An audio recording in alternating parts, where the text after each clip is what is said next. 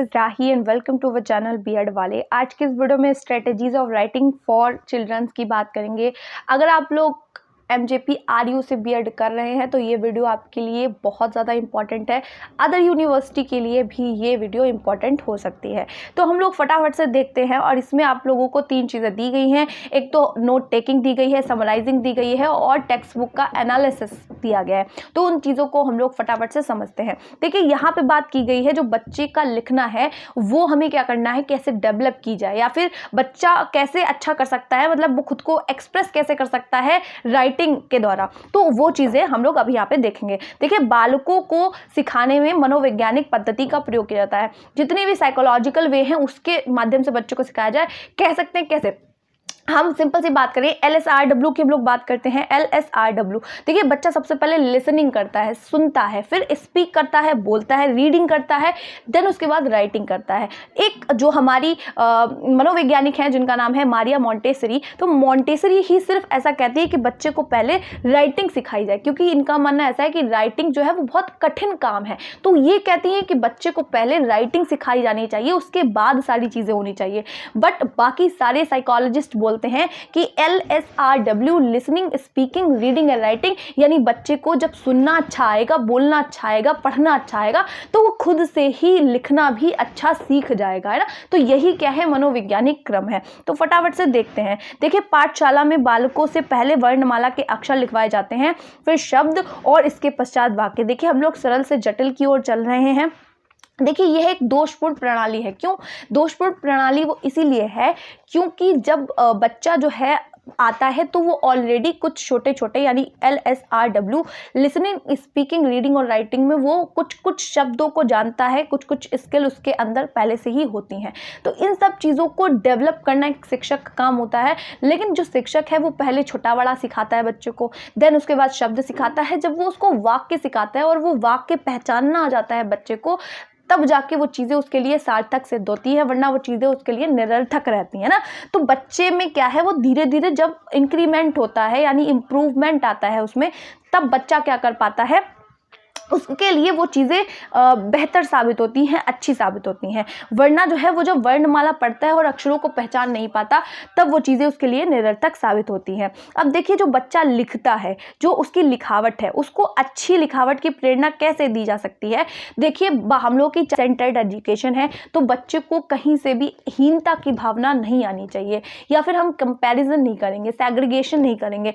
क्योंकि क्या है, बच्चे को खुद से असेस करने देना है। आपको उस पर कोई कमेंट नहीं करना है। बच्चे ने आज लिखा है, बच्चे ने कल लिखा है, बच्चे ने परसों लिखा है, उन तीनों को ही, उन तीनों पेपर को उसके सामने रख देना है और उसको बताना है, उसको कंपेयर खुद करने देना है कि मेरी राइटिंग में कितना इंक्रीमेंट आया है या कितना इंप्रूवमेंट आया है। ठीक है, तो आपको क्या करना है, एज अ टीचर सिर्फ उसकी हेल्प करनी है, एक सुविधादाता, एक फैसिलिटेटर का काम करना है।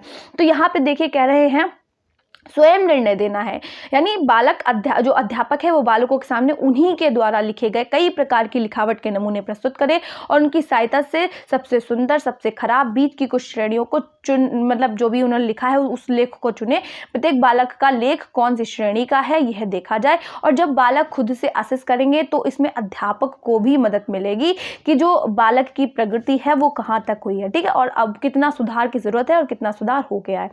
प्रोग्रेस ऑफ एजुकेशन जो 1958 की जनवरी मास के अंक में लिखना कैसे सिखाया जाए नामक एक लेख था। उसमें कुछ बातें कही गई थी कि जिस समय जो बालक है वो लिखना आवश्यकता का अनुभव करे, मतलब उसे लिखना खुद से जो वर्क करेगा बालक, खुद की जो इच्छा है उसकी, वो चीज़ें बहुत मैटर करती हैं, क्योंकि बच्चा क्या चाहता है बस यही मैटर करता है। तो यानी हम समझ सकते हैं कि जब उसकी आवश्यकता, मतलब उससे ज़बरदस्ती नहीं करनी। आप खुद देखते हैं बच्चा पेन या पेंसिल के पीछे भागने लगता है, या उसको कहीं चिंगटिया करनी है या फिर कीलम काटी जो भी करनी है, तो बच्चा खुद से ही सीखना शुरू कर देता है। यानी लगभग 4 या 5 आप कोशिश करें कि 4 या 4.5 साल में बच्चे को पेंसिल पकड़ाने की कोशिश करें, क्योंकि महात्मा गांधी के अकॉर्डिंग बच्चे के बैठने का ढंग, बच्चे के सीखने का जो तरीका है वो बचपन में परफेक्ट होना चाहिए, और उसकी जो राइटिंग स्किल है, मतलब ये चारों ही स्किल उसकी बेहतरीन होनी चाहिए, जिससे कि आगे उसकी जो पर्सनालिटी है वो बेहतर बन सके। तो महात्मा गांधी कहते हैं बच्चे को बचपन में ही राइटिंग स्किल और स्पीकिंग, लिसनिंग, ये सारे में ही महारत हासिल होनी चाहिए, जिससे कि आगे चल के उसकी पर्सनालिटी बेहतर, मतलब रिच जो उसकी पर्सनालिटी है वो बन सके। उपयुक्त स्थिति में बालक से समग्र रूप लिखवाया जाना चाहिए, ये नहीं जो रटा रटवाया है बस वही कह दिया कि बालक भैया बच्चे से कह दिया बस उतना ही लिख दो, ऐसा नहीं करना है। बच्चे को खुद को भी एक्सप्रेस करने का एक मौका देना है। फिर कह रहे हैं बालक के व्यक्तिगत भेदों को पूरा ध्यान रखना है कि उसमें उनमें इंडिविजुअल डिफरेंसेस हैं। अगर एक ने ऐसा लिखा है तो तुमने ऐसा क्यों नहीं लिखा है, ऐसी स्थिति नहीं आनी चाहिए। एज अ टीचर आपको हर चीज़ का ख्याल रखना पड़ेगा। उनकी रुचि को ध्यान में रख, रुचि सबसे ज़्यादा इंपॉर्टेंट है। रुचि नहीं है तो कोई शिक्षण है ही नहीं। बच्चे की पूरी रुचि, इंटरेस्ट अगर बच्चे को नहीं है तो वरना वो नहीं सीखेगा उतना अच्छा, बस वो ज़बरदस्ती वहाँ पर बैठा ज़रूर होगा पर वो सीख नहीं रहा होगा। ठीक है। फिर कह रहे हैं सरल से जटिल की ओर सूत्र का पालन होता है, यानी बच्चे के स्थानीय या फिर उसके पूर्व ज्ञान को जोड़कर हम उनको नई चीज़ें या नई नॉलेज प्रोवाइड करते हैं। इस बात का ध्यान रखा जाए कि बालक जो अक्षर, शब्द, वाक्य लिखवाया जाए वो उसकी जान पहचान का हो या उसे पढ़ सकता है। ऐसा नहीं है कि बच्चे को सिर्फ आपने अपने आप से बता दिया और बच्चे को वो चीज़ समझ नहीं आई, तो बच्चे को डेली का डेली रिवाइज करवाना है, रटवाना नहीं है, बस बच्चे को डेली रिवाइज करवाना है, जिससे कि उसके अनकॉन्शियस माइंड में वो चीज़ें रख जाएं और वो सही समय आने पर उनको एक्सप्रेस कर सके। ठीक है। और अपने शब्दों में एक्सप्रेस कर सके, ना कि रटी रटाई चीज़ों को अपने पास से कुछ ऐड कर सके। अब नोट टेकिंग को समझेंगे। नोट टेकिंग का सिंपल सा मतलब होता है, देखिए यहाँ पे मैं समझ सकते हैं हम लोग, एक कहानी जो है वो एक टीचर सुनाता है। ठीक, तो एक कहानी सुनाई और जैसी कहानी टीचर ने सुनाई वैसी ही कहानी जो छात्र थे उन्होंने अडेप्ट कर ली, बिल्कुल एक एक शब्द जो है वो ले लिया, तो वो क्या हुआ, नोट टेकिंग हुआ, यानी किसी चीज़ को ग्रहण करना, लेना।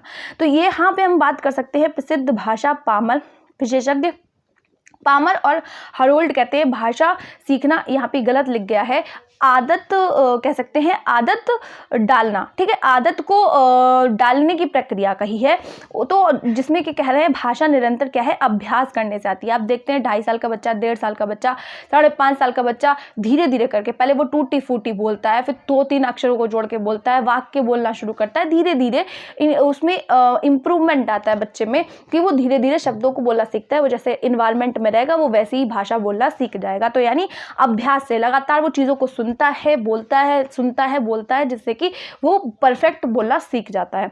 सुनने, पढ़ने, लिखने का जितना अभ्यास बालक को होगा उतना ही अधिक उसको भाषा का ज्ञान होगा। ठीक है, यानी वो कितना अच्छा सुन पाता है, उसने जिन चीज़ों को सुना उनको ही बोला, फिर देन उनको पढ़ लिया, फिर उनको एक्सप्रेस कर दिया। ठीक, तो ये सारी चीज़ें हैं। फिर कह रहे हैं शुरुआत में देखिए बालक जब बच्चा आता है स्कूल में तो उसके बाद ऑलरेडी जो है वो 4 कौशल होते हैं।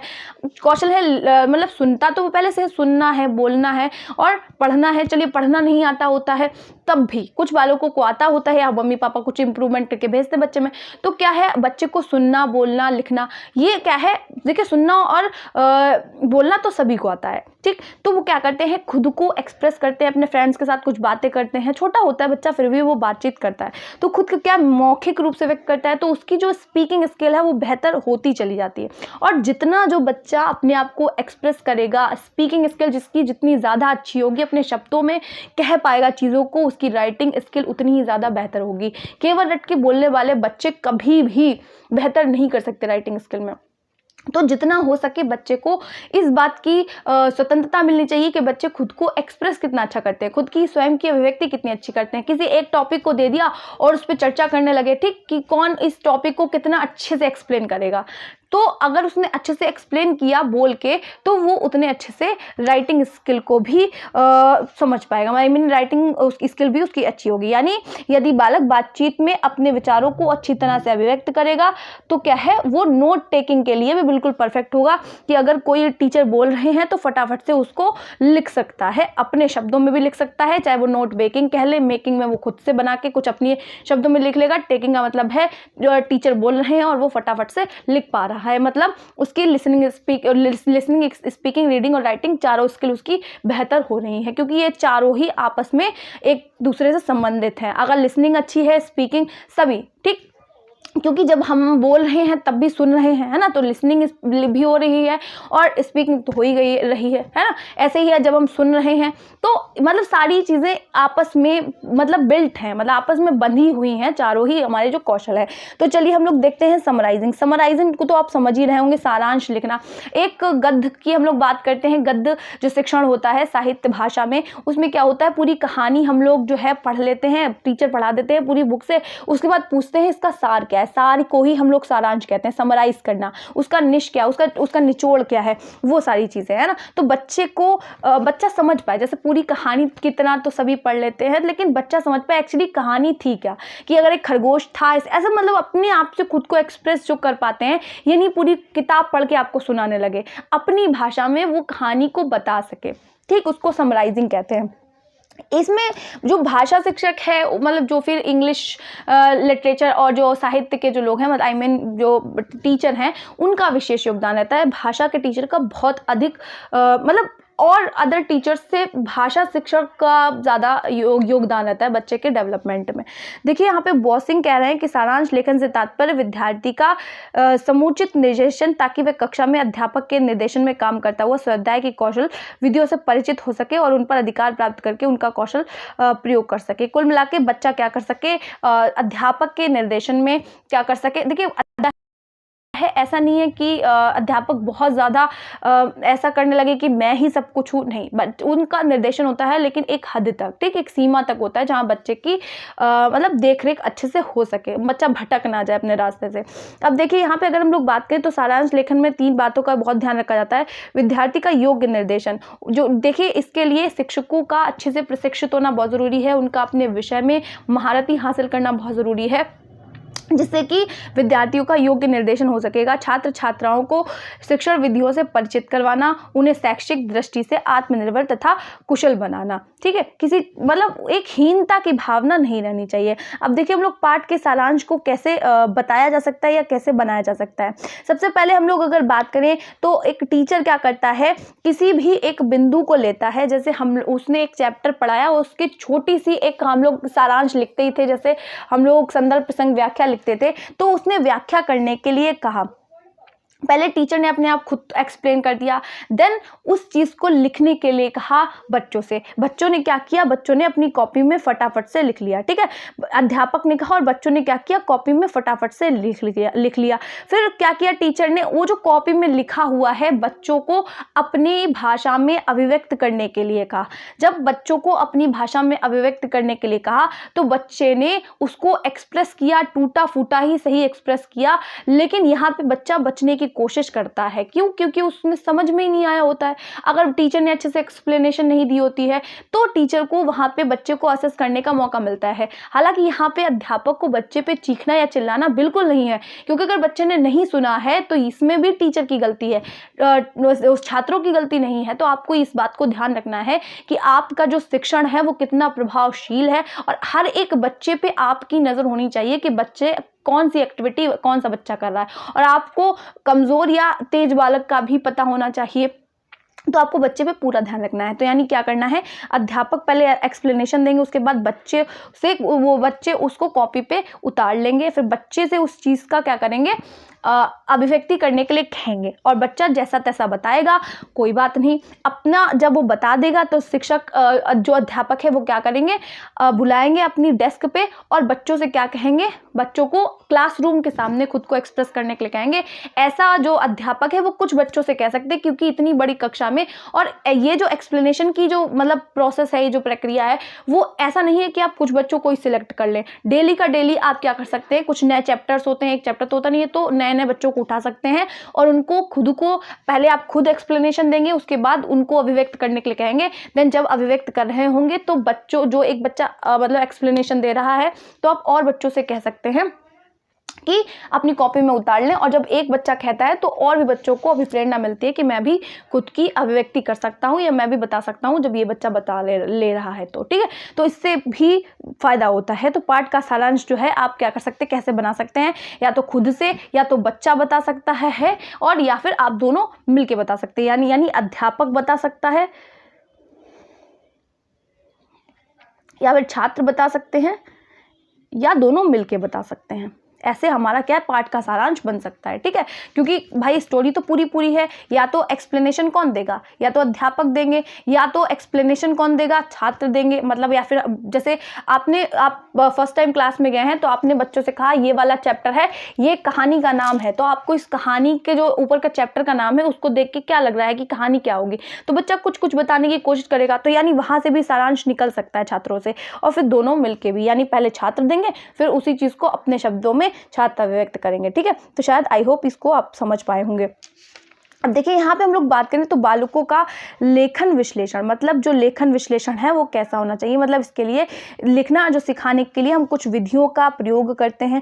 सबसे पहले आता है अनुकरण विधि। देखिए अनुकरण विधि को 2 भागों में बांटा गया है। अनुकरण तो आप समझ ही रहे होंगे, किसी चीज़ को अडेप्ट कर लेना, किसी चीज़ को ग्रहण कर लेना, जैसा है वैसा ले लेना।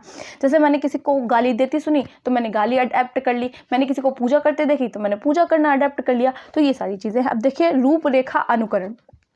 देखिए जो मतलब पाठ्य पुस्तकें हैं जिसमें उसमें जो अक्षर हैं, कुछ वाक्य, कुछ बिंदु हैं वो लिखे होते हैं, तो छात्र क्या करते हैं उन बिंदु पर पेंसिल से या बॉल पेन से क्या करते हैं, फेर लेते हैं और अभ्यास करते हुए अक्षरों तथा शब्दों को लिखना सीख जाते हैं। जैसे हम लोग जो है पूरी लिखी हुई है और जो हमें मेन टॉपिक लग रहा है उसके नीचे क्या कर ली, हमने अंडरलाइन कर ली, जिससे कि वो जो शब्द है वो हमें बात तक याद रहे। ठीक, और ऐसे स्वतंत्र अनुकरण की बात करें तो जब जो हमारे जो टीचर है वो श्याम पट पर या सुलेख पर या जो हमारी कॉपी है उस पर क्या करता है, अक्षर लिख देता है, तो और बालक से क्या कहता है कि वह नीचे स्वयं उसी के अक्षर को लिखे। यानी हम लोगों ने क्या किया, जो छोटा बच्चा है हम लोगों ने उसको ऐसे करके लिख दिया छोटा आ, और नीचे उसको डंडी लिखने के लिए दे दी ऐसे करके, और कहा इसको ऐसे ही देख के उतार लो, या कोई वाक्य दे दिया, या कोई हम लोगों ने कुछ भी मतलब हम लोगों ने इधर क्या मंथ नेम दे दिए और कहा इसको देख के लिखो, तो वो क्या है, स्वतंत्र अनुकरण है।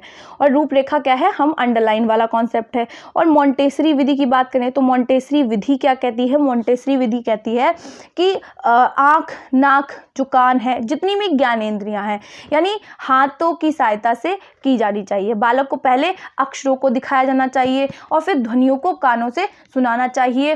फिर मतलब उंगलियां फेर के, यानी जिसमें एक्टिविटी बेस्ड इन्होंने बात की है, जो मोंटेसरी विधि है इसमें क्या है, अक्षरों के स्वरूप से परिचित करवाया जाएगा। ये जो मोंटेसरी विधि है इसमें एक तरीके से जो रेगमाल होता है उससे कुछ अक्षर बनाए जाते हैं, या और भी कई मेथड इन्होंने यूज़ किए, कई सारी मतलब चीज़ें ये यूज़ करती थी जिससे कि बच्चा अच्छे से सीख पाए। एक्टिविटी बेस्ड इनकी ये विधि थी। पैथोलॉजी की अगर हम लोग बात करें तो जो आकृतियां हैं उनको खंड खंड करके उसका अभ्यास करवाया जाता था।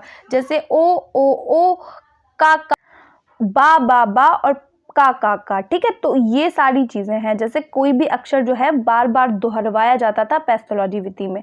जैक टॉट विधि में क्या होता है, इसमें मतलब एक शास्त्री थे, शिक्षा शास्त्री, जिनका नाम जैक वाट था, तो उन्हीं के नाम पे इस विधि को रखा गया है।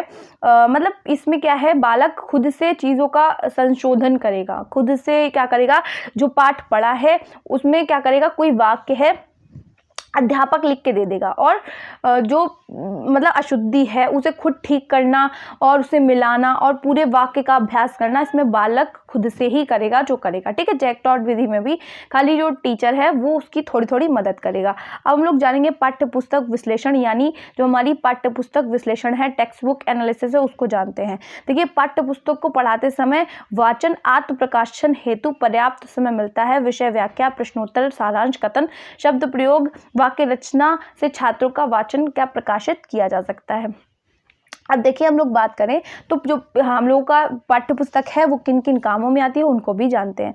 अब देखिए पाठ्य पुस्तक विधि एक स्वतंत्र शिक्षण विधि नहीं है। पाठ्य पुस्तक में क्या है, बच्चा बना रहता है, उसको रटने के लिए बढ़ावा मिलता है उसको, लेकिन कुछ गुण भी हैं, कुछ दोष भी हैं, उनको भी अब हम लोग देखेंगे। बल्कि यह वह प्रक्रिया या माध्यम है जिसके द्वारा जो बच्चा है वो प्रत्यक्ष और अप्रत्यक्ष रूप से दोनों तरीके से सीखता है। अप्रत्यक्ष क्या है, वो ज्ञानेंद्रियों द्वारा सीखेगा, और अप्रत्यक्ष मौखिक रूप से किए हुए प्रस्तुतिकरण के द्वारा जो ज्ञान प्राप्त किया जाएगा वो अप्रत्यक्ष होगा। अब हम लोग अगर इसमें बात करें तो साधन के रूप में कैसे उपयोग किया जाता है। अब देखिए साधन, इस जो साधन है उसका प्रयोग इस में दिए हुए किसी विचार तत्व को कंठस्थ करने के लिए किया जा सकता है। शिक्षक छात्रों को कोई पाठ जो है वो कंठस्थ करने के लिए घर के लिए दे देते हैं। दूसरे दिन बालकों से मौखिक रूप से उनको सुनते हैं। जो ऐसा नहीं कर पाता उसे दंड मिलता है। देखिए यहाँ पे ये इसकी डीमेरिट हो गई, क्योंकि जो शिक्षक है वो क्या करेगा, बुक से याद करने के लिए दे देगा और जब कोई बच्चा याद करके नहीं ले पाएगा, जो सुना देगा वो तो बच जाएगा, वरना जो नहीं सुना पाएगा वो पीटा जाएगा। लेकिन ऐसा नहीं किया जाना चाहिए। अगर बालक को नहीं आ रहा है, पहली बात तो आपको उसको एक्सप्लेनेशन देना आना चाहिए, और अगर आप उसको अच्छे से एक्सप्लेन कर पा रहे हैं फिर देना, अगर आप उसको याद करने के लिए दे रहे हैं तब तो ठीक है, वरना ऐसे ही उसे रटने देने के लिए फिर वो उसके लिए सार्थक नहीं है, वो उसके लिए निरर्थक है। पाठ्य पुस्तक का कोई पाठ अध्ययन के लिए निर्धारित कर दिया जाता है। छात्रों से इस निर्धारित पाठ अध्ययन करने तथा उसकी रूपरेखा या सारांश लिखने के लिए कहा जाता है। इसके उपरांत शिक्षक बालक दोनों मिलकर एक साथ जो है आज का बात करते हैं और के विषय का निश्चित निर्धारण करते हैं। इसके उपरांत शिक्षक विवरणात्मक रूप से संक्षिप्त रूपरेखा को लिखने का आदेश देता है। देखिए पहले अध्यापक कुछ एक्सप्लेन करते हैं, फिर छात्र कुछ एक्सप्लेन करते हैं, फिर दोनों ही उस बात पे एक निष्कर्ष निकालते हैं। देन जो अध्यापक हैं वो निर्देश देते हैं छात्रों को कि वो अपने ही शब्दों में चीज़ों को अभिव्यक्त करें। ठीक है, पाठ्य पुस्तक से किसी चीज़ को पढ़ा, फिर रीडिंग करवाई किससे, बच्चे से, देन कहा कि अब इसको खुद अपने शब्दों में लिखो। तो तीसरा अगर हम लोग देखें तो बालक भाषा की पाठ्य पुस्तक को पढ़ते हैं और इस प्रकार क्रमानुसार कक्षा के सभी हिंदी की पाठ्य पुस्तक को पढ़ते हैं और पाठ पूरा करते हैं। शिक्षक बालकों की गृहणता को जांचने के लिए बीच बीच में प्रश्न करते हैं। जैसे एक चैप्टर बच्चे को पढ़ने के लिए दे दिया और धीरे धीरे मतलब थोड़ा चैप्टर किसी बच्चे से पढ़वाया, थोड़ा चैप्टर किसी बच्चे से पढ़वाया, थोड़ा किसी से पढ़वाया, लेकिन सुना तो सभी ने कक्षा में। तो बीच बीच में आप क्वेश्चन भी कर सकते हैं कि राजा ने ऐसा क्यों कहा था, राजा ने उसकी मुर्गी क्यों चुराई थी, जो भी मतलब कहानी हो उसमें आप बीच बीच में उससे क्वेश्चन पूछ सकते हैं, ताकि आपको पता तो चले कि बच्चा खाली ऐसे ही पढ़े जा रहा है कि उसको कुछ समझ में भी आ रहा है। ठीक, तो अगर अब हम लोग बात करें तो पाठ्य पुस्तक के विधि के गुण क्या हैं, तो अगर हम लोग बात करें तो यह विधि छात्रों के कार्य नियोजन में सहायता करती है। अब अगर किसी बच्चे का काम छूट भी गया है तो भी वो क्या कर सकता है, मैनेज कर सकता है चीज़ें। उसे बुखार है या किसी तरीके की बीमारी होगी, लेकिन उसके बाद भी वो अपने कार्य को जारी रख सकता है। ठीक है, उसके बाद अगर हम लोग बात करें तो इस विधि द्वारा बालकों को इस बात का ज्ञान प्राप्त हो जाता है कि किसी प्रश्न के लिए कितनी विषय सामग्री लिखनी है तथा उसको किस प्रकार प्रस्तुत करना है। अब जैसे हम लोग बीएड में ही हैं तो हम लोगों को ऐसे समझ नहीं आता कि यार मुझे कितना कैसे लिखना है। देखिए बीएड बहुत ज़्यादा बड़ा मैंने उदाहरण ले लिया, छोटे बच्चों का लेते हैं, अगर मुझे उन्हें क्वेश्चन लिखना है तो उन्हें नहीं ऐसे पता चलता, लेकिन जब वो उस चीज़ को वहाँ लिखा हुआ देखते हैं या हम लोग कहीं पे भी एक कॉपी में लिखा देख लेते हैं, एक बुक में लिखा देख लेते हैं, तो हमें पता चल जाता है कि हाँ इतना लिखेंगे तो काम ठीक रहेगा, यानी इतना इनफ हो जाएगा। इसके द्वारा छात्रों की बोध ग्रहिता यानी वो कितना ग्रहण कर पा रहे हैं, साथ साथ परीक्षा होती चलती है, यानी बीच बीच में जो है असेस करते हैं, लास्ट में उनका इवैल्यूएशन करते हैं, जिससे कि बच्चे ने कितना सीखा और वो कितना मतलब और काम करना उन पे बाकी है, ये चीज़ें जान पाते हैं एक अध्यापक। इसके द्वारा बालकों की स्मरण शक्ति का विकास होता है, उनकी जो चिंतन की प्रक्रिया है, जो उनकी मानसिक क्रियाएं हैं वो ठीक से कार्य करती हैं, जिससे छात्रों तथा शिक्षकों के समय की बचत होती है। नहीं तो टीचर और जो शिक्षक हैं वो पता ही नहीं होता कि पढ़ना क्या है। ऐसे क्या है, पाठ दिए गए हैं, कल क्या पढ़ना है, उसके बाद क्या पढ़ना है, एक सारणी दी गई होती है, उसके हिसाब से एक शिक्षक की भी मदद होती है और एक छात्र की को भी उसके समय की भी बचत होती है। अब हम लोग बात करें तो पाठ्य पुस्तक विधि के दोष क्या हैं। यह विधि छात्रों में वैज्ञानिक दृष्टिकोण विकसित नहीं करती है तथा उनके मानसिक अंतरिक्ष को व्यापक बनाने में असमर्थ है। ठीक है, तो बच्चा ज़्यादातर इस बात पर रहता है कि मैं कैसे भी करके रट लूँ चीज़ों को, तो उनका जो स्तर है वो संकुचित होता चला जाता है, मानसिक जो स्तर है वो संकुचित होता चला जाता है और उनकी व्यापकता खत्म होती चली जाती है। वो खुद को एक्सप्रेस करना ही छोड़ देते हैं, धीरे धीरे उसी किताब पे यानी पाठ्य पुस्तक पे ही निर्भर होने लगते हैं। यह विधि छात्रों के पूर्व ज्ञान को जागृत करने और उसका प्रयोग करने में असमर्थ है। ठीक है, उसके बाद अगर हम लोग बात करें तो इसके प्रयोग से कक्षा का वातावरण जो है वो नीरस हो जाता है। अगर कुछ खुद से एक्सप्लेनेशन दी जा रही है तब तो ठीक है, वरना अगर खाली खड़े होके जो अध्यापक है वो केवल किताब ही पढ़ता रहेगा या एक छात्र से किताब पढ़ने के लिए कह देगा और खुद बैठ के सोता रहेगा, तो कक्षा में नीरसता मतलब संभवतः आनी ही आनी है। फिर कह रहे हैं इस विधि द्वारा छात्रों में रहने की प्रवृत्ति उत्पन्न हो जाती है कि कुछ नहीं करना, मतलब पढ़े रहना है, किताब तो है ही अपने पास, है ना। तो ये सारी चीज़ें हैं। इसके द्वारा छात्र छात्र मुद्रित प्रश्नों, तथ्यों तथा भागों का अंधा अनुकरण कर लेते हैं। कुछ सही कुछ गलत हो, कुछ मतलब नहीं है, आराम से जो है बस उस चीज़ को रट लिया और उसको जाके लिख दिया, बस इतना काम है परीक्षा में। ठीक, तो ये चीज़ें गलत हैं। अब देखिए कह रहे हैं इस विधि का जो सूत्र है वो सरल से कठिन की ओर, ज्ञात से अज्ञात की ओर होता है। अज्ञात की ओर नहीं होता, ये उस चीज़ की उपेक्षा करती है जो विधि है। मतलब कठिन चीज़ें बच्चे को पहले पढ़ाई जा सकती हैं, सरल चीज़ें बाद में पढ़ाई जा सकती हैं, ऐसा पाठ्यपुस्तक विधि का मानना है। तो आज की इस वीडियो में इतना ही रखते हैं। अगर वीडियो अच्छी लगी हो तो वीडियो को लाइक कीजिएगा, चैनल को सब्सक्राइब कीजिएगा। मिलते हैं इसी तरीके की वीडियोज़ के लिए, तब तक के लिए जय हिंद।